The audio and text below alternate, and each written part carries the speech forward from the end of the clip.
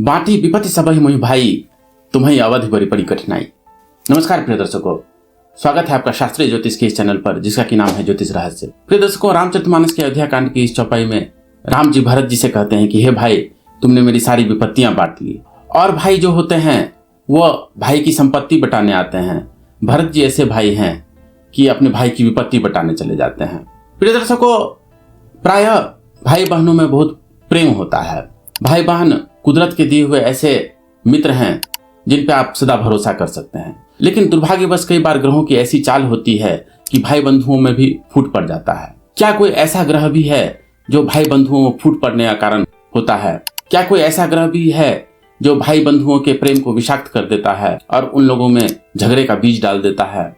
जी हाँ, हमारे ज्योतिष शास्त्र में ऐसे ग्रहों की भी चर्चा आई है। आज हम ऐसे दो प्रमुख ग्रहों की चर्चा करेंगे जो भाई बंधुओं के बीच में दरार डाल देता है, उनके बीच में कई बार कलह का कारण बन जाता है, झगड़े का भी कारण बन जाता है। उन ग्रहों की चर्चा के साथ हम आपके लिए कई प्रकार के उपाय भी लाए हैं जिससे कि इन समस्याओं से निदान बहुत हद तक हो सकता है। तो चलिए सबसे पहले चलते हैं पहले ग्रह की ओर। पहला ग्रह है हमारा मंगल। देखिए, आप जानते हैं कि कुंडली में जो है 12 भाव होते हैं। जैसे पहले भाव से तन को देखते हैं, दूसरे भाव से धन को देखते हैं, तीसरे भाव से पराक्रम को देखते हैं, अर्थात बंधु बांधवों के सुख को देखते हैं। तो हर भाव के जो है कोई कारक होते हैं। जैसे तीसरे भाव के कारक कौन है? मंगल है। किसी की भी कुंडली में अगर मंगल अशुभ स्थिति में हो, जैसे कि 8वें या 12वें भाव में जाके बैठ जाए, या पाप पीड़ित हो जाए, या अंश बल में कम हो जाए, तो बहुत संभावना है कि ऐसे व्यक्तियों का अपने भाई के साथ बहुत अच्छा संबंध न हो पाए। इसके अतिरिक्त कारको भाव नाशाय का भी सिद्धांत आता है। तीसरे भाव का कारक अगर मंगल है और वो अपने ही भाव में जाकर के बैठ जाए तो संभावना है कि बंधु बांधव के प्रेम में जो है दरार पड़ जाए। ऐसी स्थिति में जिनकी कुंडली में भी ऐसी स्थिति बन रही हो, अर्थात मंगल पीड़ित हो, अंश बल में कम हो, पाप पीड़ित हो, 8वें या 12वें भाव में जाके बैठ गया हो, या तीसरे ही भाव में जाकर के बैठ गया हो, तो ऐसे व्यक्तियों को मंगल से संबंधित उपाय अवश्य करने चाहिए। मंगल के अनेक उपाय कहे गए हैं। सबसे उत्तम उपाय तो मंगलवार का व्रत कहा गया है और सुंदरकांड आदि का पाठ कहा गया है। चलिए इसी बात पर हम आपको दूसरे ग्रह की ओर भी ले चलते हैं। जैसा कि मैंने कहा कि कुंडली में 12 भाव होते हैं, तो तीसरा भाव जो होता है वह पराक्रम का भाव होता है, बंधु बांधवों का भाव होता है। तो उस तीसरे भाव में 1 से 12 तक कोई भी राशि हो सकती है, और हर राशि के आप जानते हैं कोई ना कोई स्वामी तो होंगे ही। तो वो जो भी स्वामी होंगे वो तृतीयेश कहलाते हैं।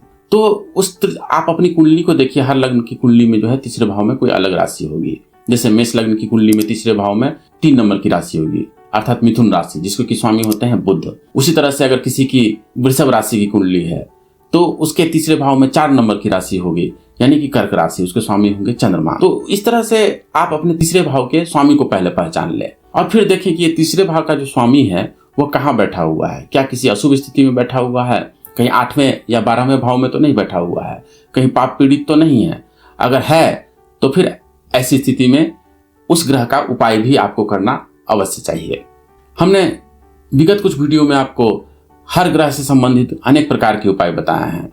जैसे सूर्य के लिए अलग उपाय, चंद्रमा के लिए अलग एक वीडियो है जिसमें चंद्रमा से संबंधित उपाय बताए गए हैं। तो इस तरह से 9 ग्रहों से संबंधित हमने आपको वीडियो दिए हैं। उन वीडियो में हमने 7 प्रमाणों के साथ ऐसे अनेक उपाय बताए हैं जिससे उन ग्रहों से संबंधित दोषों का बहुत हद तक निवारण किया जा सकता है। तो अगर आपके तीसरे भाव के स्वामी जो भी हैं उससे संबंधित उपाय जो है आप उन वीडियो में जाकर के देख सकते हैं। अगर फिर भी बहुत घर में कलह का वातावरण हो तो रामायण के अयोध्या कांड का जो है अध्ययन बहुत ही लाभदायक हो सकता है। अयोध्या कांड में भी विशेष करके जहां भरत जी का प्रसंग आता है, तो उन सब प्रसंगों का अध्ययन करने से भ्रातृभाव से संबंधित कई समस्याओं का बहुत हद तक निदान किया जा सकता है। रामचरितमानस में कई ऐसे सिद्ध मंत्र आए हैं जिसका अनेक प्रकार से प्रयोग होता है। अगर भाई बंधुओं में शत्रुता चल रही हो, कुछ चौपाइयां ऐसी हैं जिनका पाठ जो है नियमित रूप से करने से बहुत ही शीघ्र लाभ होता है। पहली चौपाई है बयरु न कर काहू सन कोई, राम प्रताप विषमता खोई।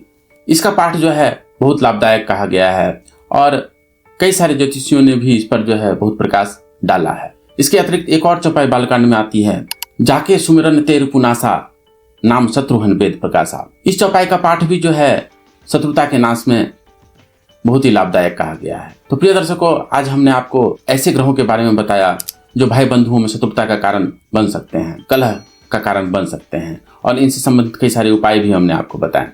अगर ये वीडियो आपको पसंद आई हो तो इसे जरूर लाइक करें और जिन लोगों को ऐसे वीडियो में रुचि हो उनके साथ साझा भी अवश्य करें। ज्योतिष रहस्य पर बने रहने के लिए आपका बहुत बहुत धन्यवाद।